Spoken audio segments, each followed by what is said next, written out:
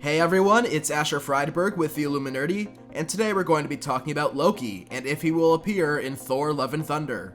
Before we get started, be sure to leave a like, subscribe, and share to help us continue to grow. When fans think of Thor, one of the first words associated with the name is Loki. The two brothers have been fan favorites throughout the Marvel Cinematic Universe and the comics. Audiences have loved watching their relationship grow and change over the years, and with Thor: Love and Thunder just around the corner, we're wondering if the God of Mischief could have a role in the film.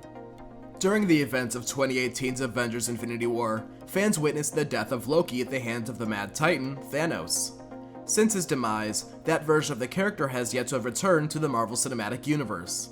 Of course, a time-variant version of the character would be introduced in 2019's Avengers: Endgame, and have the story continued in the 2021 Disney Plus series, Loki. This version of Loki currently exists in a world separated from the main Marvel Cinematic Universe, currently residing at the Time Variance Authority.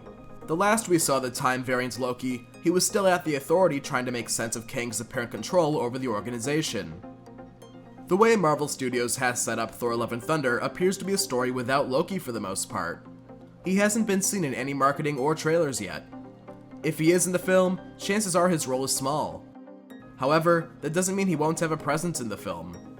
In a trailer for the fourth Thor film, we saw Zeus accidentally strip Thor naked, revealing a new tattoo on his back. This tattoo reads, "Rest in peace Loki," with his helmet spread across the back.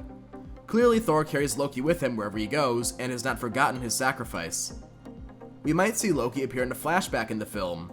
With Loki's effect on Thor growing up, chances are we will revisit his past. We did see a scene of young Thor running into battle. Perhaps we will also see a young Loki. We would love to see Tom Hiddleston in a comic-accurate costume alongside Chris Hemsworth. Perhaps after Loki's troubles with the TVA, he heads back to the Sacred Timeline to reunite with his brother. After knowing Kang has control over the Time Variance Authority, Loki might try and bail. He might find his brother who could inspire him to try and stop Kang. While a less likely option, we could see Kid Loki appear in this film.